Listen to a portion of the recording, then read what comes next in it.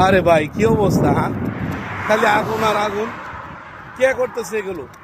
আমাদের প্রিয় মাতৃভূমি, অত্যন্ত শান্তিপ্রিয় এই শান্তিপ্রিয় দেশটাকে কে অশান্তি করতেছে এবং কার ইন্ধন হচ্ছে এই বর্তমান যে ইন্টারনেট গভর্নমেন্ট ডক্টর ইউনূস সাহেবকে বলবো আপনারা খতিয়ে দেখেন।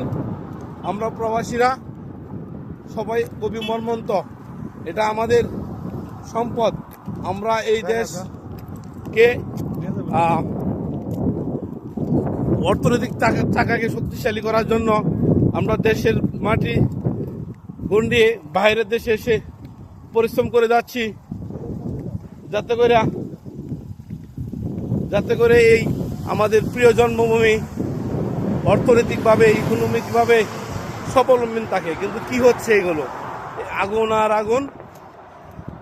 এই আগুন আমরা সকলেই জানি এবং বুঝতে পারছি যেটা পরিকল্পিতভাবে একটি আগুন লাগানো হয়েছে।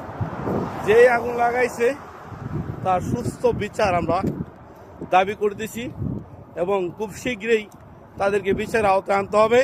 আদারওয়াইজ আজকে যে কর্মকাণ্ড ঘটাইছে দুদিন পরে এর সাথে বড় কিছু করাইতে পারে, ঠিক না? এইজন পাহাড়। তো আমরা সকলেই দেশপ্রেমের শপথ দিব, দেশকে ভালোবাসবো। এটা আমাদের প্রিয় মাতৃভূমি। যদিও আমরা দেশের বাইরে 24/7 কারেন্ট, যাতায়াত ব্যবস্থা খুব ভালো, সব কিছু ভালো, তারপরে কিন্তু আমাদের মন এইখানে ভালো লাগে না। দেশেই ভালো। আমরা আমাদের দেশেই থাকতে স্বাচ্ছন্দ্য বোধ করি এবং এই দেশটাকে আমরা দেখতে চাই একটি উন্নত মানের দেশ। ওকে, যে দেশে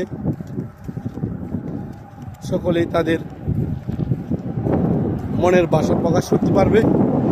যেই প্রচন্ড নাকি আমরা দেশ যুদ্ধ হচ্ছে, পাক স্বাধীনতা 1971 সালে পাকিস্তানের সাথে যুদ্ধ করে আমরা জয়লাভ হইলাম। 2024 সালে বাংলাদেশের এক ফ্যাসিস্ট সরকার 17 বছর দেশটাকে অন্যায়ভাবে শাসিত করছিল।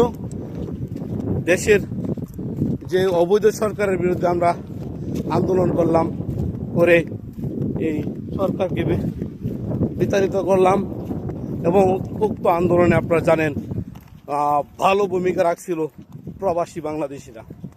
দেশের যে কোনো ক্লান্তি লগ্নে প্রবাসীরা থাকবে, ছিল এবং থাকবে। আদান হয়ে গেছে। আচ্ছা যাক, এখন মাগরিবের আদান দিয়ে দিছে, সকলে নামাজ পড়বো। বাই বাই, আল্লাহ হাফেজ। সামনে কে বলবো না।